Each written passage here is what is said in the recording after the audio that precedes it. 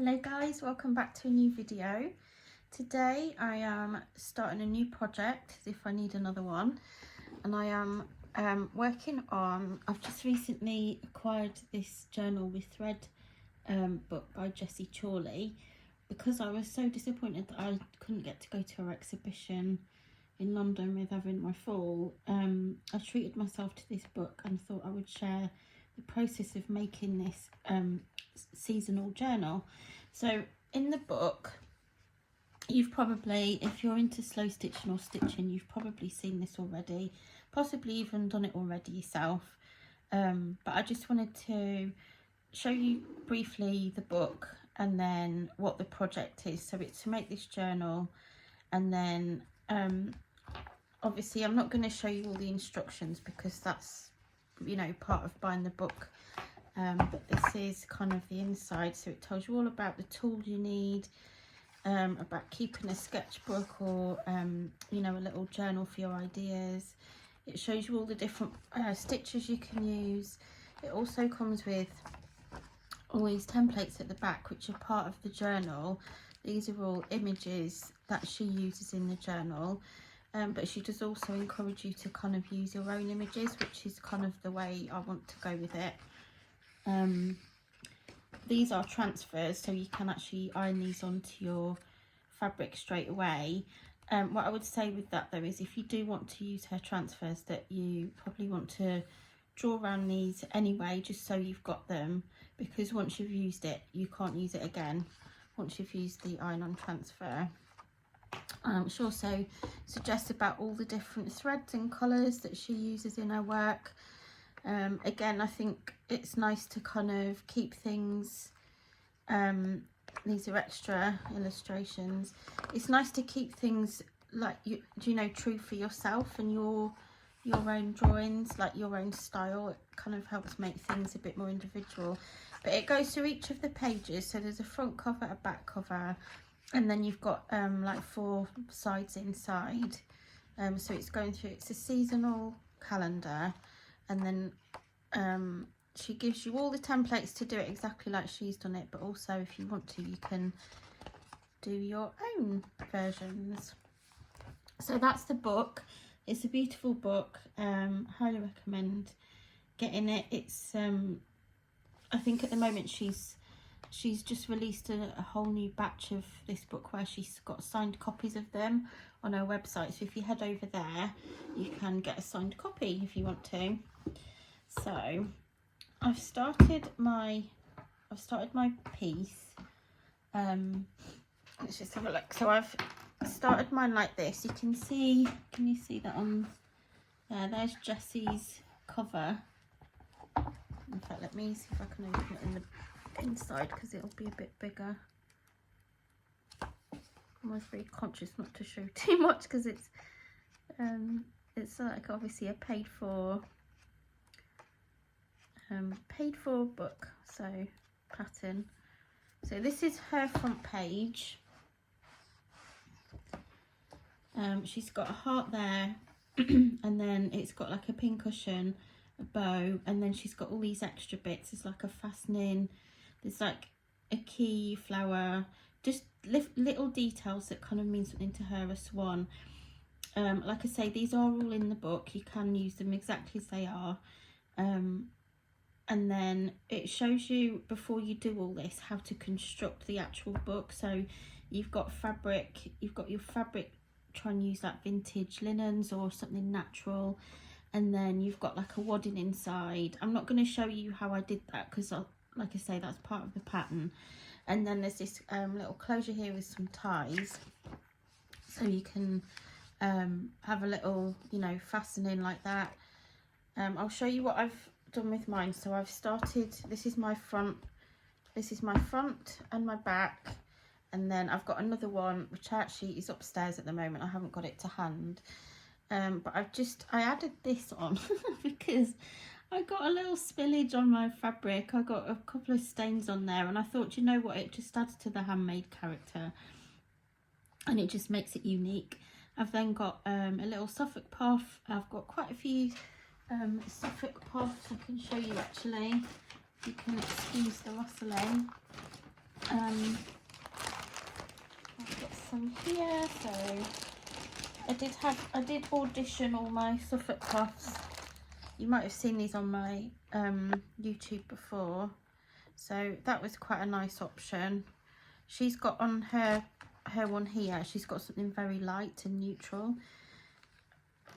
So I ended up obviously going for that one, but I quite liked that one as well. I think any of these other Liberty ones, they're just, you know, if I wanted to go really bright with it, I might have gone with one of those, but I wanted to keep it kind of as much in Jessie's style as possible, just to kind of, I think it's good to, you know, practice other people's way of working. I love that one as well, but we didn't go with that one. And then I've also got these ones, which are, these are not Liberty, these are just vintage fabrics. I did quite like that one. That one's quite neutral as well, and that one's very light. But yeah, like I say, I ended up going for the red and white stripy one, and I'd acquired some fabrics the other day in a little scrap pack, which was from Handworked in Penzance. I'll show you those. So I got some little bits here, not that wasn't part of it. So bits of linen, bits of red and white,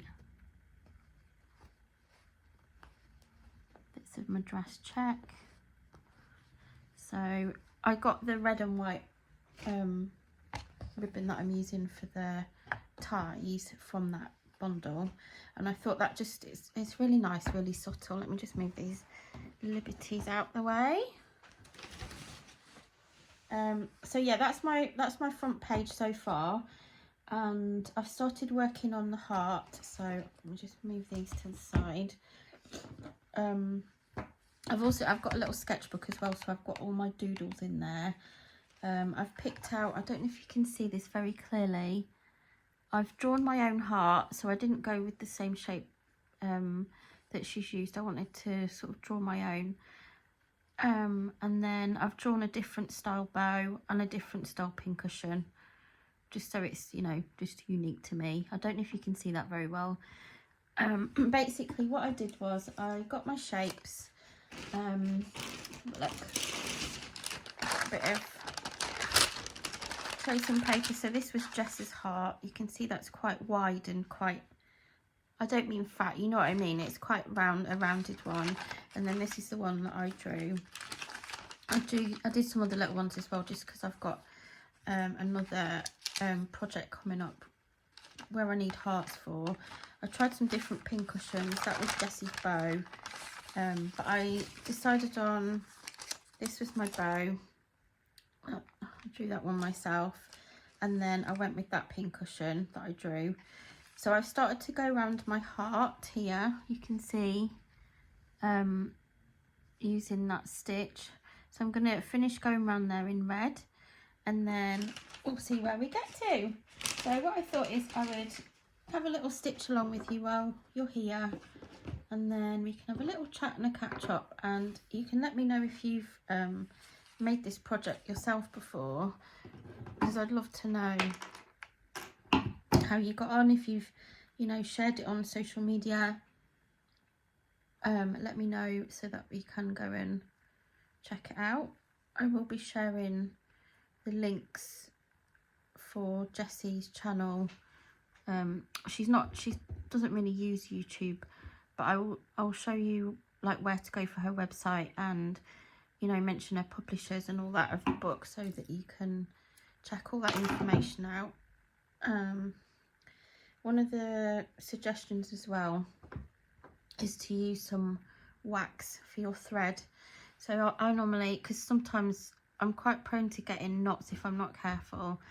If you just, you know, get your thread and just press it into the wax and then just pull it through, and you'll get a nice amount of wax on there that will help your thread and needle go through the fabric a lot easier. So I hope you can see what I'm doing. So I'm just going I think when I start with a new, sorry, let me just do this. I start with a new piece of thread, it takes me a minute to get into the rhythm of what I'm doing. So I'm not being neat with this. I want it to have that kind of hand stitched look. So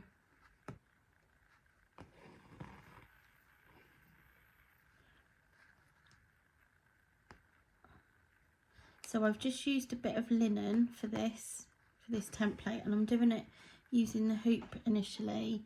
Sorry, I just knocked you there. So that I can, you know, it's quite nice and tight when you're doing the stitching. Although actually trying to do it like this is not the best. What I might do is,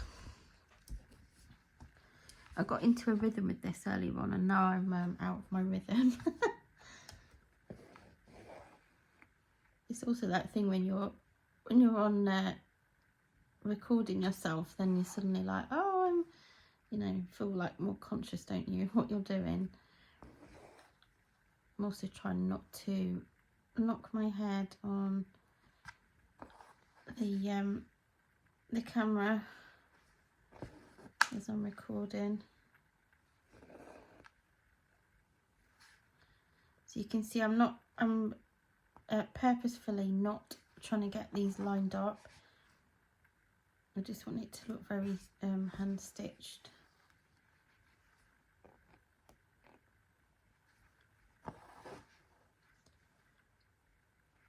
So yeah, I'm enjoying this little project.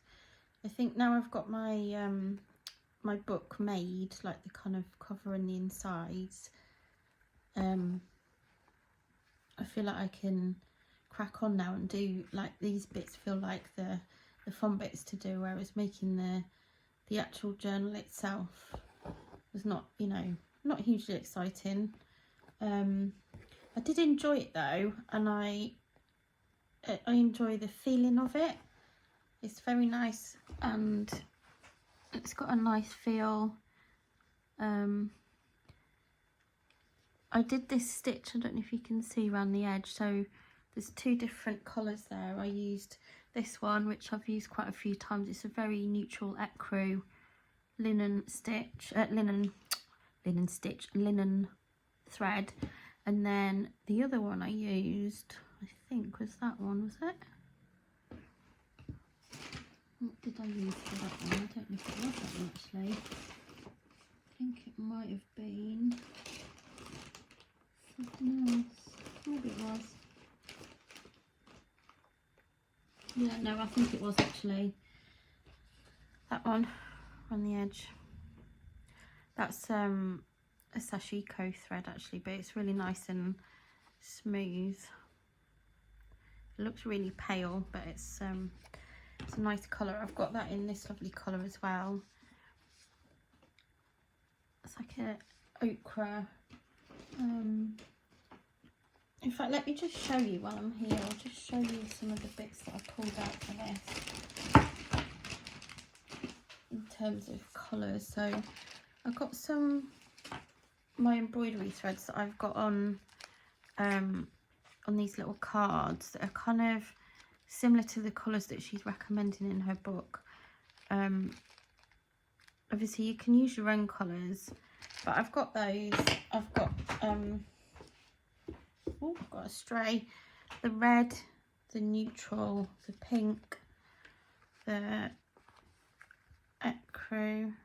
mustard, ochre. I've got a lovely pink. Actually no, this was the pink that I used around the edge. It was this one, because I only got these not yesterday, the day before, but I made the book a few days ago. So yeah, it was this one. This is a Finca number 12 count thread, and it is in colour 167. I've also got some trims that I picked up while I was in London that I thought these colours are really nice. It's a lovely sort of tealy colour and nice. These might, you know, come in at some point. That's lovely too, nice and gold.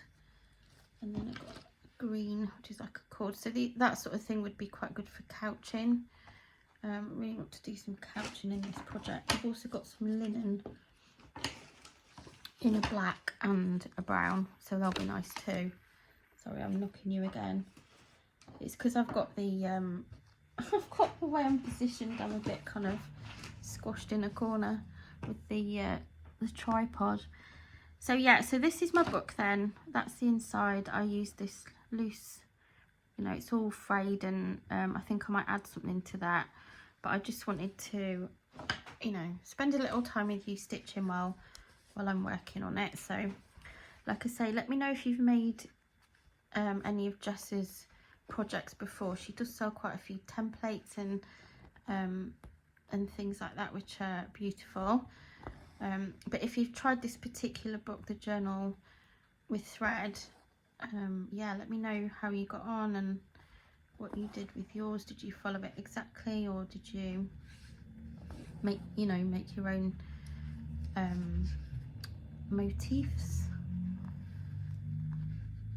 I know some people aren't confident in drawing, you know, their own shapes, and sometimes, you know, the intimidation of that sort of thing can make people feel like they can't start on something, or they don't want to get started. There's no shame in using people's templates, obviously if they're allowing you to, but I quite like to draw my own.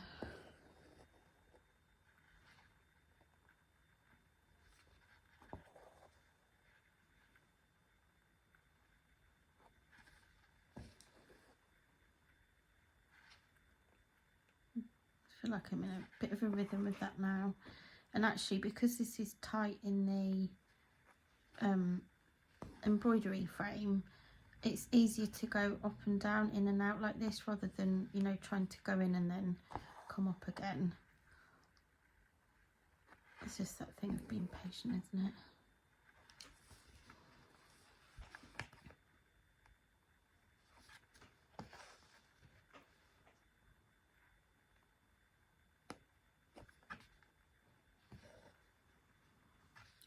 I know this isn't Christmassy at all, but I feel like because it's red and white, that mostly that I've got on there at the moment, it feels like it's making me think about all the Christmas projects that I've got on the go. And I was thinking about some of the ones that I've had on the go for a few years, that I need to get those out and see where they're at, and if I want to do anything on them. I think I'll do a separate video on that actually, because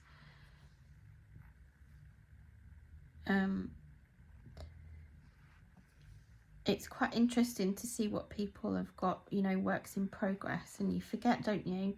I know I did something a couple of years ago. Well, I did Vlogmas a couple of years ago. In fact, I think it was 22, so it was 3 years ago. I'm hoping to do Vlogmas again this year, but probably in a slightly different way.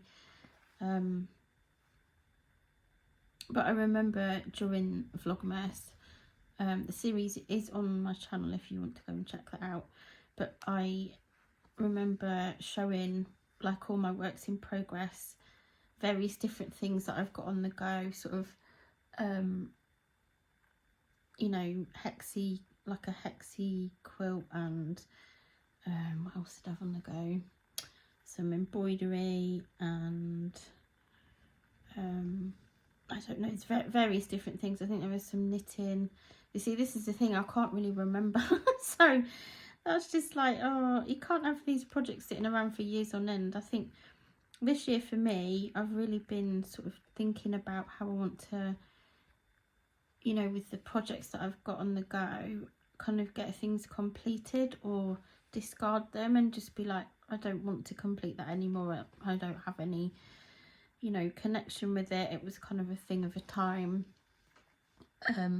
But yeah, I feel like I want to, I've been trying as much as I can to use what I've got as well, or reuse things that are needing to be recycled, you know, like vintage fabrics and things like that, or, you know, things from charity shops where the fabric's really nice, and you know, otherwise it may go into landfill or anything like that. I just wanted to try and spend the year, you know, using up what I've got, because I have got an awful lot of stuff, fabrics, trims, buttons, beads, lace, all kinds of things that, you know, I absolutely love, and I just want to put them into practice and make them, you know, live their purpose, what they're supposed to be. So yeah, got a beautiful day here today. It's very sunny. It's, what date are we on today? I think it's 28th of November. We've had quite a mild autumn really so far. In Cornwall we get quite different weather to anywhere else in the country. We do get a lot of rain. We get hit by storms quite a lot, but we also get, it's like tropical, you know, microclimate kind of thing. So we also can get really mild, like we don't really get snow. We don't really ever get snow, particularly down the end of Cornwall that I am. They do get quite a bit of snow sort of around Bodmin and you know, the top end of Cornwall, but down this way we really don't get very much.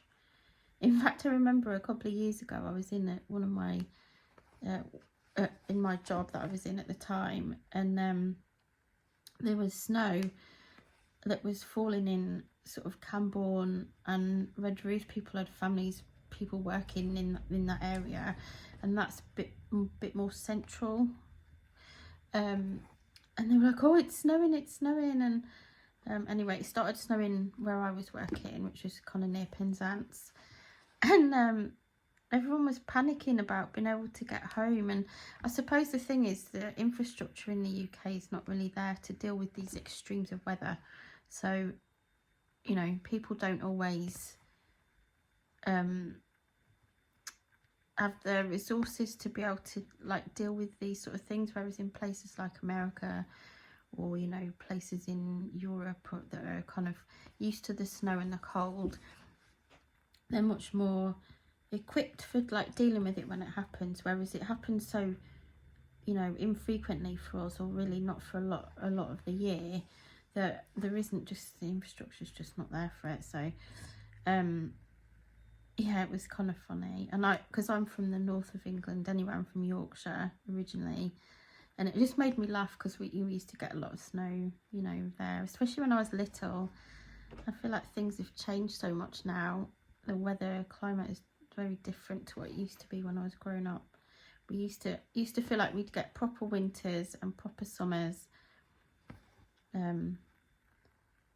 You sort of knew where you were with the seasons, whereas nowadays it's kind of all a bit, like I say, in Cornwall we can get 4 seasons in a day sometimes, depending what part of the year we're in. I hope you can see what I'm doing. I'm just gonna finish this to the center here, and then I think I'll leave this particular episode, because I don't want them to be too long, because I think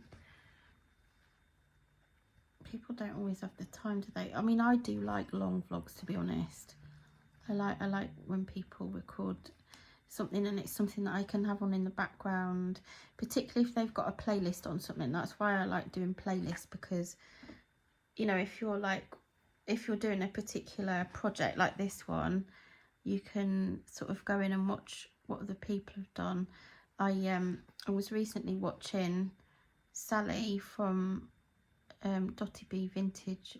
She's on YouTube, I'll link her below, and I was watching her little series of when she was doing Jessie's book. I'm not sure if she's finished it. I think she did about 4 episodes, I think, but I was watching hers the other day, and it was nice to just kind of have them on back to back. And you know, it's a bit like when you're, I don't know if you get into binge watching things on Netflix or on the TV, but it's just nice to like really get into something and, you know, get excited about it. So there we go, there's the